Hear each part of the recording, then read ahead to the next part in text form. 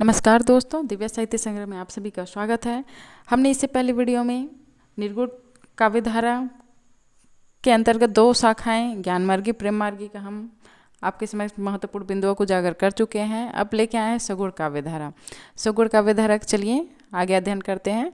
आचार्य रामचंद्र शुक्ल के अनुसार श्रद्धा और प्रेम के योग का नाम भक्ति उत्पत्ति स्वीकार की जाती है।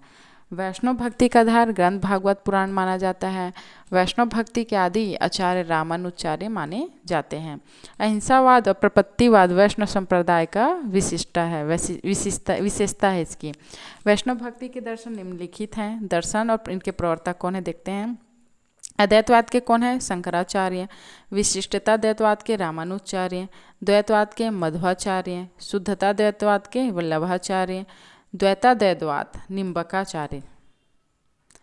शंकराचार्य को प्रच्छन्न बौद्ध के नाम से भी जाना जाता है। श्री मध्वाचार्य एक नाम आनंद तीर्थ भी हैं। श्री मध्वाचार्य जी का एक नाम क्या है? आनंद तीर्थ। दक्षिण भारत के वैष्णव भक्तों को आलवार कहते हैं। आलवार किसे कहते हैं? दक्षिण भारत के वैष्णव भक्तों को। इनकी संख्या कितनी है? 12। इनका संबंध केरल प्रदेश से है। आलवार संतों में सर्वाधिक लोकप्रिय षटकोप थे। दक्षिण के शैव भक्तों को नयनार कहा जाता है, जिनकी संख्या 63 बताई जाती है। अलवारों में प्रसिद्ध एकमात्र महिला अंदाल को दक्षिण की मीरा कहा जाता है। देखते हैं सगुण काव्यधारा की सबसे पहली राम भक्ति शाखा को। हिंदी में राम काव्य के पुरुषकर्ता रामानंद माने जाते हैं। रामानंद के गुरु का नाम राघवानंद था। इन्होंने रामावत संप्रदाय की स्थापना की। इस संप्रदाय के लोग वैरागी नाम से प्रसिद्ध हैं। हजारी प्रसाद द्विवेदी ने लिखा है, मध्य युग के समग्र स्वाधीन चिंता के गुरु रामानंद ही थे। हजारी प्रसाद द्विवेदी ने रामानंद को आकाश धर्म गुरु भी कहा है। रामानंद के 12 शिष्य थे। अनंतानंद, सुखानंद, सुरसुरानंद, नरहरियानंद, भवानंद, पीपा, कबीरदास, सेन, धन, रैदास, पद्मावती, सुरसुरी। विष्णुदास के प्रमुख ग्रंथ है महाभारत कथा, रुक्मणी मंगल, स्वर्गारोहण, स्नेह लीला। ईश्वरदास के प्रमुख ग्रंथ है सतवती कथा, भरत मिलाप, अंगद पैज। देखते हैं तुलसीदास राम भक्ति शाखा के प्रतिनिधि कवि माने जाते हैं। कौन? तुलसीदास जी। तुलसीदास जी का जन्म 1532 ईस्वी में हुआ था। इनके जन्म स्थान के विषय में मतभेद है। कुछ विद्वान इनका जन्म सूकर खेत एटा जिला में मानते हैं, तो कुछ विद्वान इनका राजापुर जिला बांदा में मानते हैं। इनके गुरु का नाम नरहरियानंद था। किनके? तुलसीदास जी के गुरु का नाम नरहरियानंद था। तुलसीदास श्री संप्रदाय और विशिष्टता द्वैतवाद से प्रभावित थे।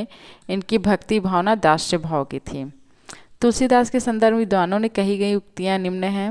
देखते हैं उनके महत्वपूर्ण कथन। स्मिथ जी के हैं, गूगल काल का सबसे महान व्यक्ति है। ग्रीष्म जी ने, बुद्ध देव के बाद सबसे बड़ा तालुक नायक। नाभादास, कलिकाल का वाल्मीकि। रामचंद्र शुक्ल ने, हिंदी काव्य की प्रौढ़ता के युग का आरंभ तुलसीदास जी द्वारा हुआ है। रामचंद्र शुक्ल जी का महत्वपूर्ण कथन है, इनकी वाणी की पहुँच मनुष्य के सारे भाव व्यवहारों तक है। एक ओर तो वह व्यक्ति साधना के मार्ग में है, विरागपूर्ण शुद्ध भगवत जन भजन का उपदेश करती है। दूसरी ओर लोक पक्ष में आकर पारिवारिक और सामाजिक कर्तव्यों का सौंदर्य दिखाकर मुग्ध करती है। रामचंद्र शुक्ल ने और कहा है, देखिए, यह एक कवि हिंदी की प्रौढ़ साहित्यिक भाषा सिद्ध करने के लिए काफ़ी है। रामचंद्र शुक्ल जी द्वारा ही कथन है, तुलसीदास जी की उत्तरी भारत की समग्र जनता के हृदय के मंदिर में पूर्ण प्रेम प्रतिष्ठा के साथ विराज रहे हैं। निर्गुण धारा के संतों की वाणी में किस प्रकार के लोक धर्म की अवहेलना छिपी हुई थी। सगुण काव्यधारा के भारतीय पद्धति के भक्तों के कबीर, दादू आदि के लोक विरोधी स्वरूप को अगर किसी ने पहचाना तो गोस्वामी जी थे। हजारी प्रसाद द्विवेदी जी द्वारा देखते हैं कथन, भारतवर्ष का लोकनायक वही हो सकता है जो समन्वय करने पर अपार धैर्य लेकर आया हो। तुलसी का संपूर्ण काव्य समन्वय की विराट चेष्टा है। रामविलास शर्मा जी के द्वारा जाति कवि, अमृतलाल नागर, मानस का हंस, अयोध्या से उपाध्याय, कविता करके तुलसी न लसे, कविता पलसी तुलसी की, काव्य कला उपाध्याय का और कथन। अलंकार योजना के संबंध में तुलसी का प्राप्त उपाधियां हैं। लाला भगवान दास और बच्चन सिंह उपाधि है रूपकों का बादशाह। आचार्य रामचंद्र शुक्ल जी अनुप्रास के बादशाह को उपाधि दिए हैं। डॉक्टर उदय भानु सिंह उत्प्रेक्षाओं का बादशाह। गोस्वामी तुलसीदास की गुरु परंपरा का क्रम इस प्रकार है, राघवानंद, रामानंद, अनंतानंद, नरहरियानंद, तुलसीदास।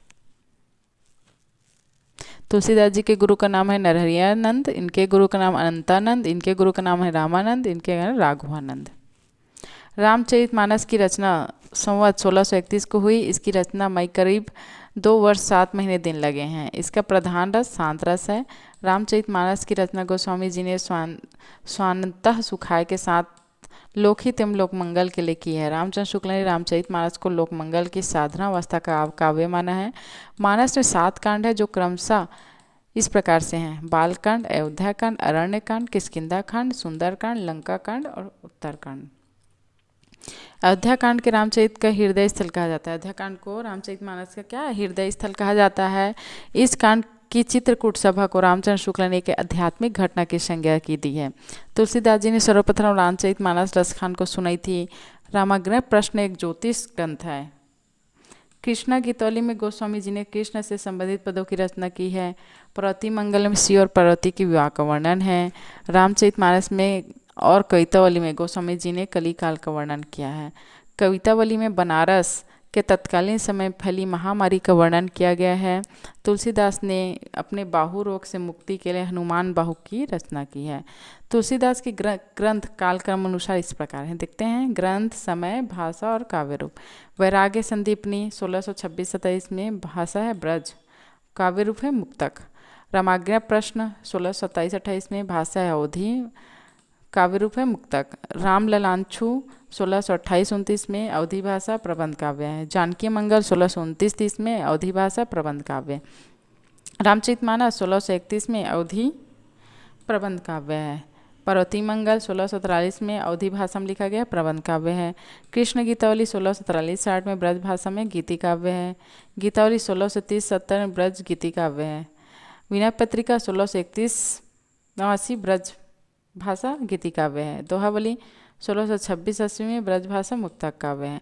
बरवे रामायण 1630-80 अवधि भाषा में मुक्तक काव्य है। कवितावली 1631-80 में ब्रज भाषा में मुक्तक काव्य है। नाभादास ने हिंदी में भक्तमाल की परंपरा का सूत्रपात किया। इनके गुरु का नाम अग्रदास था। याद रखिएगा, नाभादास के गुरु का नाम अग्रदास। डॉक्टर गिरशन ने नाभादास को उपनाम नारायण दास बताया है। आचार्य शुक्ल ने केशवदास को भक्ति काल के अंतर्गत माना है। केशवदास का जन्म बुंदेलखंड के ओरछा नामक नगर में 1555 ईस्वी में हुआ। केशवदास को उपनाम वेदांत मिश्र था और ये इंद्रजीत सिंह के गुरु और उनके राजश्रित कवि थे। आचार्य विश्वनाथ प्रसाद मिश्र, डॉक्टर नगेंद्र और गणपति चंद्र गुप्त ने केशवदास को हिंदी में रीति काव्य का प्रवर्तक माना जाता है। ऐसा माना जाता है कि केशवदास ने रामचंद्रिका की रचना तुलसीदास के रामचरितमानस की प्रतिस्पर्धा में एक रात में की। आचार्य रामचंद्र शुक्ल का कथन, केशव को कवि का हृदय नहीं मिला था, उनमें वह सहृदयता और भावुकता न थी जो एक कवि में होनी चाहिए। वे संस्कृत साहित्य से सामग्री लेकर अपने पांडित्य और रचना कौशल की धाक जमाना चाहते थे। आलोचकों के केशवदास और रामचंद्रिका के संबंध में निम्न कथन है। आलोचक देखते हैं उनके प्रमुख कथन। विजयपाल सिंह कोट के कवि, नाभादास उड़गन केशवदास। रामचंद्र शुक्ल ने कठिन काव्य का प्रेत। रामस्वरूप चतुर्वेदी ने रामचंद्रिका छंदों का अजायब घर है। केशवदास की रचनाओं का कालक्रम अनुसार निम्न है। पुस्तक है, ईस्वी है, उनके विषय हैं। रसिक प्रिया 1591 में सिंगारस का वर्णन है। रामचंद्रिका 1601 में राम के चरित्र पर आधारित है। कवि प्रिया 1601 में अलंकारों का वर्णन है। रतन वावनी 1607 में डिंगल शैली का एक राजनीतिक ग्रंथ है। वीर सिंह देवचरित 1607 में वीरदेव सिंह पर आधारित ऐतिहासिक काव्य है। विज्ञान गीता 1610 प्रबंध चंद्रोदय का अनुवाद। जहांगीर जस चंद्रिका 1612 में जहांगीर के दरबार का वर्णन। नक्सिक राधा के अंगों उपांगों का वर्णन है। छंदमाला छंदों का वर्णन है। अब देखते हैं हम राप काप के अन्य कवि और उनकी रचनाएं। कवि हैं और रचना देखते हैं। रामानंद जी, राम रक्षा स्रोत। अग्रदास, धन्यान मंजरी। ईश्वरदास, भारत मिलाप, अंगद पर सत्यवती कथा। नाभादास हैं भक्तमाल अष्टयाम। प्राणचंद चौहान, रामायण महानाटक। हृदयराम, हनुमान नाटक। लालदास, अवधविलास। सेनापति, कविता रत्नाकर। माधवदास, अध्यात्म रामायण रामरासो। रामप्रिय शरण दास, सीतायन। हमने ऊपर देखा सगुण काव्यधारा के